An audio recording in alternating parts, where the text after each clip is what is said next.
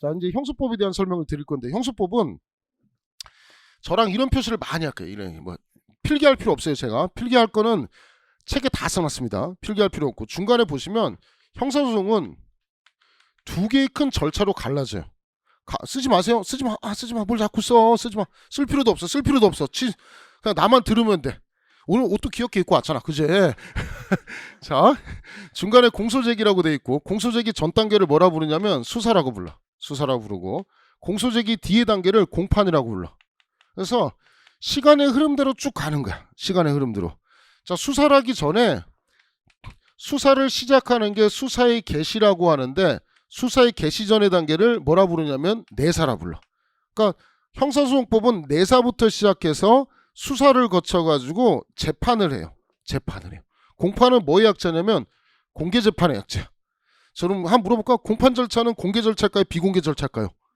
공개 절차. 이거 틀리면 진짜 인간도 아니지, 그치? 베스킨 라빈스를 베라라고 한다. 베라를 풀어서 말하면 뭐라고 얘기할까? 베스킨 라빈스. 이거지.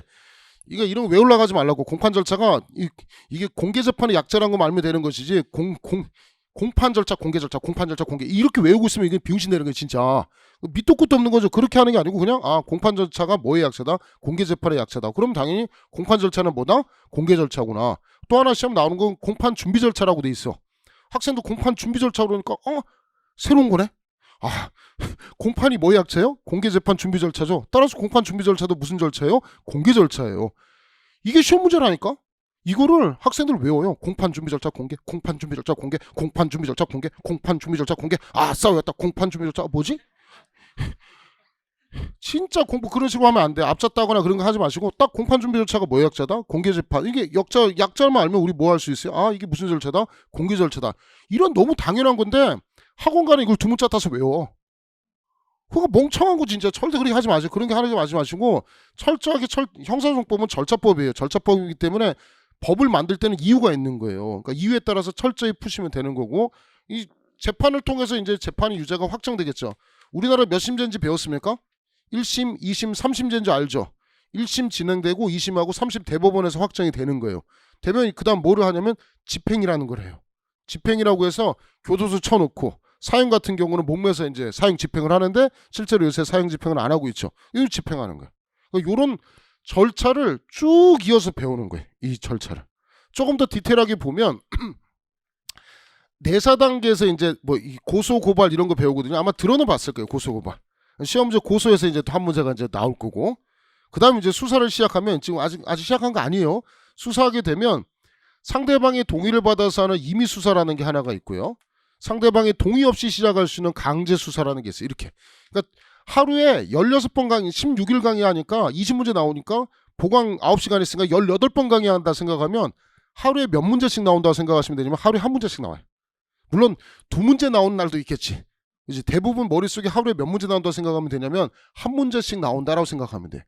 그러면 요 고소 파트에서 한 문제 나올 것이고, 그 다음에 이제 수사는 임의수사라고 돼 있어가지고 임의수사에서 뭐 피의자 신문, 피의자 데려다 놓고 물어보는 거, 그 다음에 참고인 불러다 놓고 조사하는 거, 참고인 진술조사, 참고인 조사 같은 게 있는데, 여기서 또 무슨 문제가 한 문제 나오냐면 피의자 신문 관련해서 또 한 문제가 나올 거야.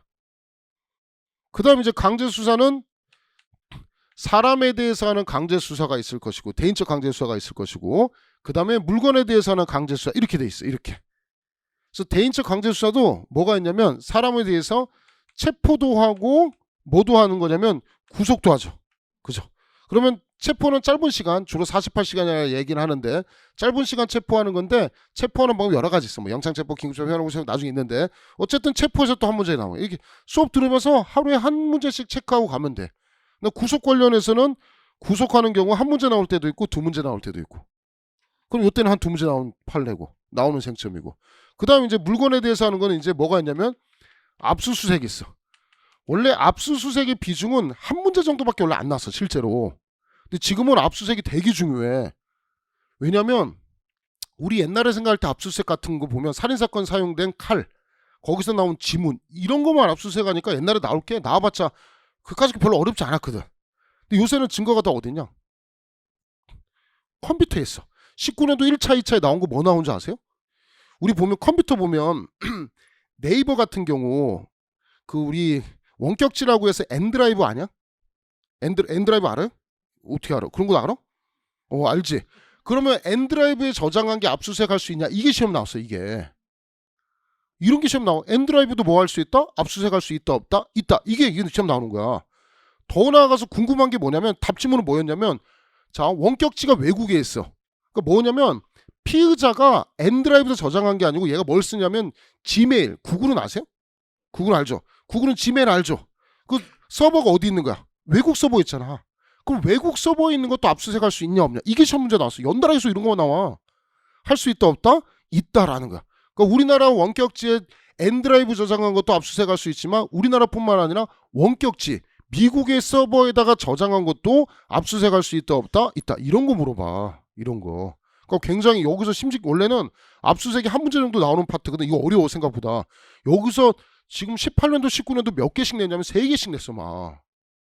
그러니까 3개 정도는 아니고 1개에서 한 2개 정도, 한 2개 정도 저는 봅니다. 그러면 이렇게 해서 보면 이제 수사 파트에서는 고소 한 문제가 나올 것이고, 그 다음에 피의자 신문 한 문제 나올 것이고, 그 다음 체포 파트에서 하나 나오고, 구속에서 1개, 2개 나오면 한 4, 5개 되고, 그 다음 압수수색에서 1개, 2개 나오면 6개, 한 6문제, 7문제. 나머지 이제 몇 가지 또 배워가지고, 이제 공소시효까지 해서 한 10문제 나오고, 공판 파트에서 또 한 10문제 나오고, 이 앞에서 10문제. 여기서 9개에서 수사 파트에서 9개에서 10개 나오고, 공판 파트에서 10개에서 11개. 이렇게 나오고, 이렇게. 이런 과정을 배워가는 것을 형사소송법이라 부른다. 근데 형법 들어보시면 알겠지만 형법은 좀 쉬웠죠. 감옥에 대한 성격을 말씀드릴게요. 감옥. 형법은 실체법. 실체가 보여요. 강간, 강도, 살인 보이죠. 자, 형사소송법을 줄여서 형소법이라고 하는데 형소법은 시험 쓰지 마세요. 이거 뭐 쓸 거 하나도 없어요. 지금 자도 돼요. 지금 실제로. 아무것도 하는 거 없어요. 지금 현재 지 이름 적어놓고 뭐 아무것도 하는 거 없어요. 지금 현재 시험에 나고 한 개도 없어요. 절차법이라고 해서 처음 공부할 때는 이게 쉬워 보여. 재밌지? 살인도 재밌고 강도 재밌고 재밌거든. 강간도 재밌고 뭔가 재밌거든. 그래서 되게 쉬워. 처음 배울 때는. 그래서 학생들 첫날 형법이 좋아, 형소법이 좋아 한 달 정도 지나서 하면 진짜 100명 중에 한 90명 정도는 당연히 뭐가 좋다고 하면 형법이 좋아요. 형법 재밌어요. 막 형법 좋다고 난리야. 선생님 형법 더 강의 잘하는 것 같아요. 형사법은 아니에요. 막 이래. 지들이 이제 평가하는 거지 이제. 자기가 형법이 이제 쉬웠다는 거잖아. 딱 진짜 기출심화반 가서 딱 물어봐. 왜냐하면 저기서도 아는 애들 있으면 형법하고 형사법 중에 어느 게 좋아 그러면 한 반 갈려요. 무슨 특징이냐면 형소법은 용어가 되게 어려워요. 공판 절차, 소추 조건, 어려운 단어들 뭐 반의사, 불벌죄, 친고죄, 여러분 이제까지 썼던 용어 하나도 없어. 공소기각, 판결, 준항고, 지랄, 연병하는 거 천지야. 엄청나게 많아. 그래서 막 용어 자체가 너무 싫어. 극혐, 아주 싫어. 처음에 접할 때 되게 힘들어. 근데 분량으로 치면 처음에는 이게 좋아요. 싫어해. 막 형소법, 막 이래. 근데 묘하게 기출심하고 나중에 문제풀이 가서 가면 완전히 바뀌어요. 완전히. 어느 게 훨씬 좋다고 하냐면 형소법이 훨씬 좋아요. 이유가 있어요. 처음에 이해하기가 어려워서 그렇지 여기는 다 원칙적인 거야. 암기하고 키워드 할 게 하나도 없어. 한 10개 정도 키워드만 외우면 돼. 두 문자 외우면 돼. 외울 게 없어. 엄청 복습을 안 해도 돼. 점수가 한번 90점에 꽂히면 떨어지질 않아. 이거는 더 웃긴 건 필기 합격해놓고 다음에 공부 생판 하나도 안 하고 진짜 이런 애들 많아요. 최신 판례만 보고 나서도 90, 95 찍어요. 진짜. 내 값에서 한번 봐봐. 그럼 합격수기 같은 거 쓰면 뭐 나한테 좋은 얘기인지 모르겠어. 선생님 들어서요. 형사법 95점 맞고요. 그 이후로 수업을 안 들었어요. 막 이래. 그럼 뭐 했냐면 네가 준 단톡방 아까 준 거 있잖아요. 그것만 보고도 95점 맞았어요. 이거는 한 번 완성 용어가 어려워서 그래. 뭐 재정 신청도 나오고 공소시효도 나오고 한 번 용어 정리가 끝나고 한 번만 문제집을 풀면 점수가 안 떨어져. 굉장히 학생들에게 자신감을 주는 과목이야. 형사법은 못하는 애들이 거의 없어. 나중에 시간 지나면. 처음에는 이게 제일 어려워. 접할 때는 5과목 중에 거의 국사과로 짜증나요. 처음 접할 때는 용어가 너무 어려우니까. 근데 이거 2번 정도 들으면 점수가 낮고 대신 형법은 실체법이라 예외가 되게 많아요. 그래서 형법이 암기 과목이 많아. 이게 암기. 외워야 되는 판례들이 많아. 어려워. 예를 들어서 형소법은 모르는 판례가 나와도 맞춰요. 예외가 없으니까 거의.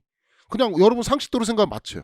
형법은 예외가 많아요. 사람 살아가는 얘기이기 때문에 예외가 참 많아요. 그래서 유죄라고 생각했는데 알고 보면 무죄야.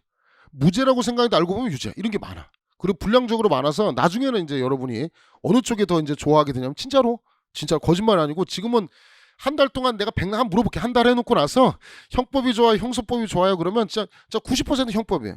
근데 딱 지나는 순간 형사법이 좋아지는 순간 뭐가 되는 거냐면 이제 공부가 이제 점수가 좀 올라오기 시작하는 거고 이제 어느 과목이 좋냐라고 했더니 형법, 형사법 다 좋아요 그러면 이제 두 과목 합쳐가지고 한 180 이상 이제 맞아주는 단계가 옵니다. 180에서 아무리 어려워도 180, 조금 쉬우면 190, 200 정도 맞는 애들 나오거든요.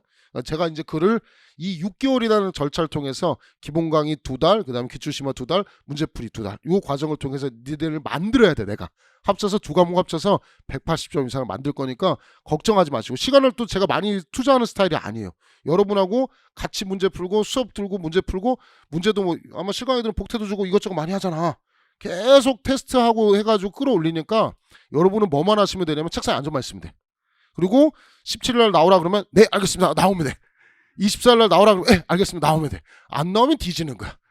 안 나오면 거기서 뒤지는 거기서 중요한 게 다 나가니까. 알겠지? 그런 식으로 하시면 되고 또 그 다음에 이제 부족한 게 형소법에 어려운 게 증거특강이 어렵고요. 형법에서 어려운 게 뭐가 어렵냐면 재산죄가 어려워요.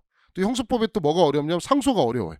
어려운 부분은 제가 서비스로 제 카페가 아니고 학원 사이트에 보시면 제가 무료 특강 해놓은 거 있어요. 그래서 반복해서 볼 수가 있기 때문에 그거 같은 거는 시간 나실 때 한번 들어두시고 그러니까 기본 강의는 일단 뭐라고 해도 최소한 한 번은 천천히 배속 기능 쓰지 마시고 천천히 들어보는 게 제일 중요하다.